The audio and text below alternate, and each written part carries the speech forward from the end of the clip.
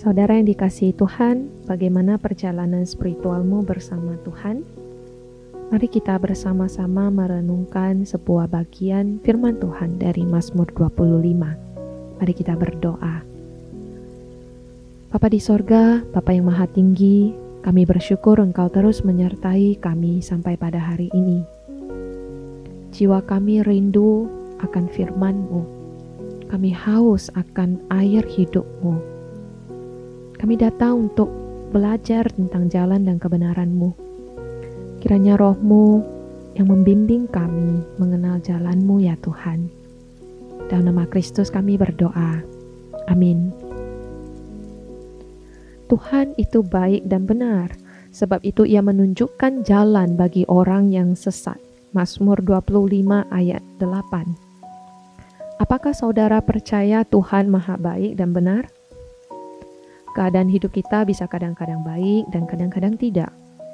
Apapun keadaan hidup kita, Tuhan maha baik, tidak pernah berubah. Pikiran kita bisa kadang-kadang benar dan sering salah. Apapun pikiran kita, Tuhan maha benar, tidak pernah berubah. Keadaan dan pikiran kita tidak mengubah siapa Tuhan kita. Nabi Yesaya pernah mengajukan pertanyaan yang menyindir pikiran manusia yang patut kita renungkan bersama.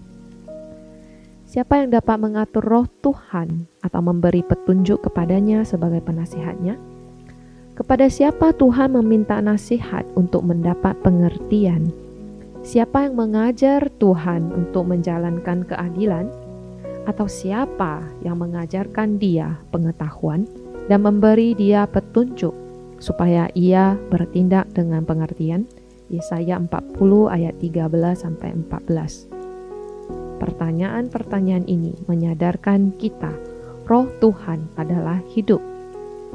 Hikmat Allah tidak tersaingi karena segala pengertian, keadilan, pengetahuan, dan pengajaran berasal dari Dia.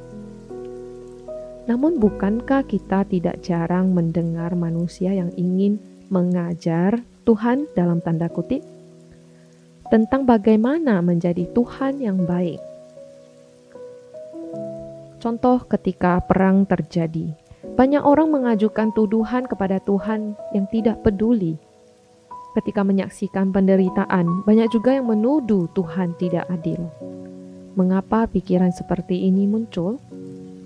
Karena manusia percaya bahwa Tuhan yang Maha Kuasa dan seharusnya melakukan sesuatu. Penderitaan yang terjadi di dunia ini adalah masalah yang rumit dan kompleks. Penderitaan terjadi karena dosa dari generasi ke generasi dan orang-orang yang berjalan di jalan yang sesat. Mereka adalah golongan orang yang menolak bahwa Tuhan maha baik dan benar. Mereka kemudian menentukan baik dan jahat menurut diri sendiri. Daud sadar akan kenyataan bahwa Tuhan maha baik dan benar, dan dia membawa jiwanya di hadapan Tuhan. Mazmur 25 ayat 1. Penderitaan dan kesesakan tidak membuat Daud berjalan seperti orang yang sesat. Daud berkata, ia menuntun orang yang rendah hati berjalan menurut hukum, dan ia mengajarkan jalannya kepada orang yang rendah hati.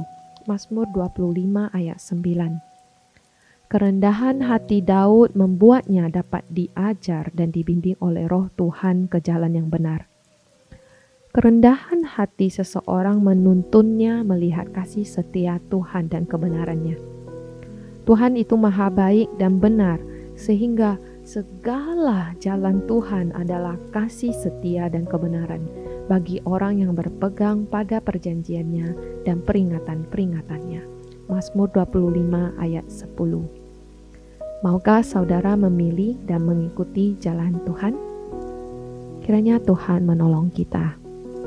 Amin.